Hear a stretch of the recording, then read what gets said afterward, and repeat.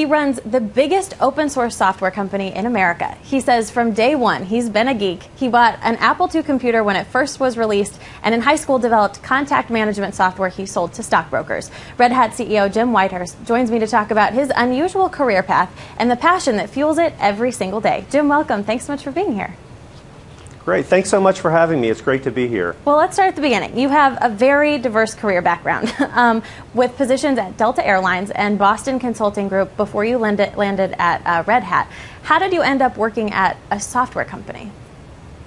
Well, it's ironic because I started off really wanting to be in technology. I had a degree in computer science. I spent a lot of my time working with computers. But when I graduated from college, I thought that I should go spend several years in business to kind of round out that side of my background before going back into technology. And so I went to work for the Boston Consulting Group, which is a strategy consulting firm, and fell in love with it.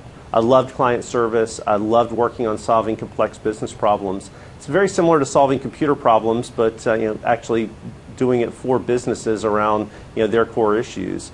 BCG sent me back to business school. It's a great firm. I stayed and became a partner there, and frankly, I thought that's where I'd spend my career. It was my first job out of college, and I loved it and enjoyed both the partnership and working with clients. And then 9/11 happened. And at noon on 9/11, my largest client, Delta Airlines, called and asked me to be treasurer. So I became treasurer at Delta at noon on 9/11 and officially joined a few weeks later. And loved the airline business. It's very, very complex, a lot of difficult problems to solve, and ran Delta through the bankruptcy restructuring. And after that, I got a call about about Red Hat. And now I've come full circle, and I'm actually having an opportunity to run a software company, which is just phenomenal. It's really interesting. I want to talk a little bit more about that September 11th time frame for you. It must have been a very interesting time to work in the airline industry. What lessons did you learn about crisis management there that have served you well in your career at Red Hat? Well, it was an extraordinarily difficult time, as you can imagine. The aircraft weren't flying. No cash was coming in the door. Between Tuesday the 11th and Friday the 14th, I went home once to get a few hours of sleep. Otherwise, we worked straight through. Wow. And you really, really learn the importance of really trying to stay calm in a storm.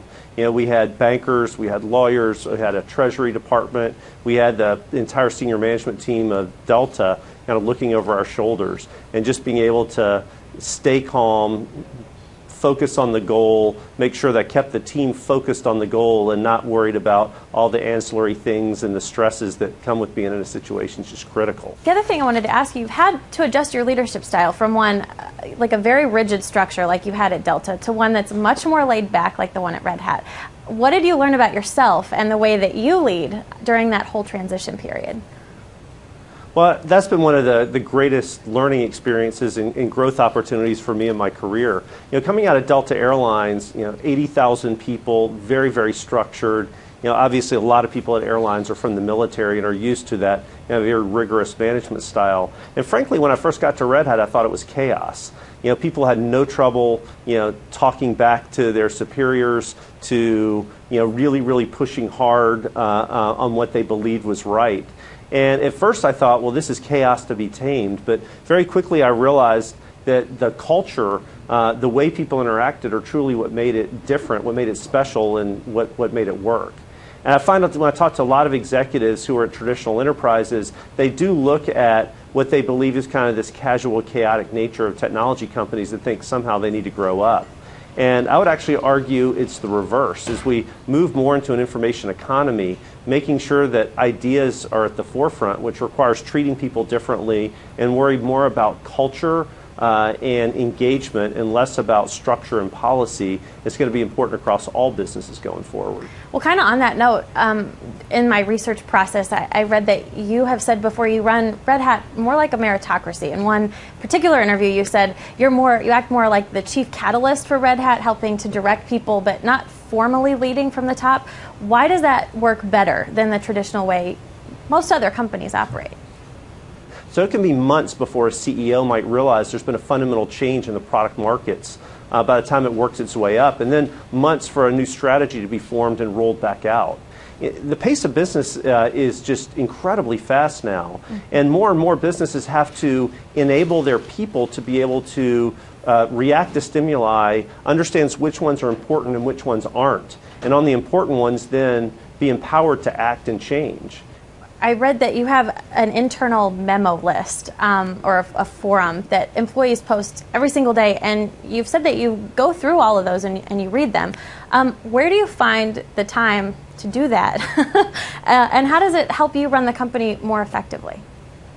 So I get up very early. I often clean out 100 or so in the morning for whatever's going to come in from around the world overnight.